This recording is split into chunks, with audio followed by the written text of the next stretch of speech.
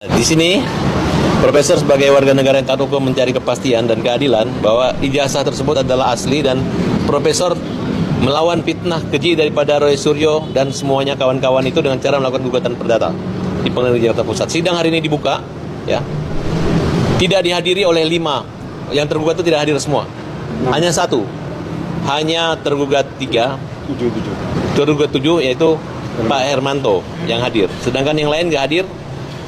Dengan alasan yang 6 orang itu mereka tidak beralamat di TPUA, padahal selama ini mereka di TPUA.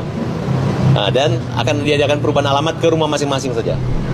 Nah, kemudian dari pihak UGM kita hadir karena UGM yang punya kewenangan menyangkut tentang ijazah. Terima kasih buat Rektor UGM yang mengutus pengacara dan hadir, dan untuk selanjutnya sidang akan ditunda menunggu pemanggilan pemfitnah penakut. Ya. Sebagai warga negara Indonesia yang baik harusnya hadir ya, karena ini kan untuk pembuktian. Kami menggugat perdata ini dalam rangka untuk satu, memulihkan nama baik Pak Jokowi ataupun saya Profesor Paiman.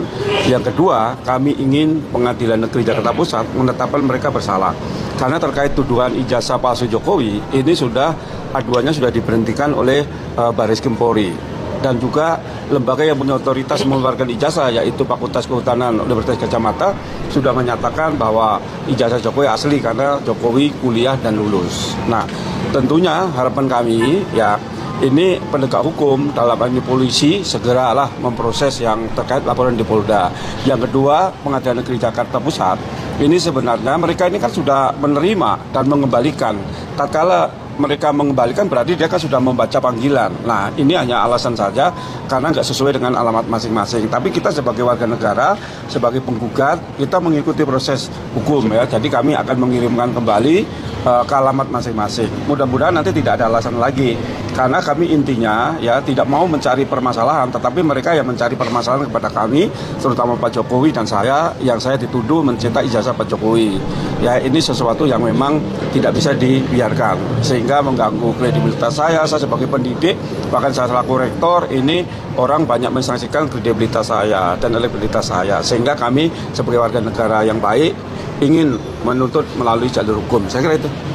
Ya, untuk di Pengadilan Negeri Jakarta Pusat adalah gugatan perdata. Yang pertama adalah untuk menetapkan mereka bersalah.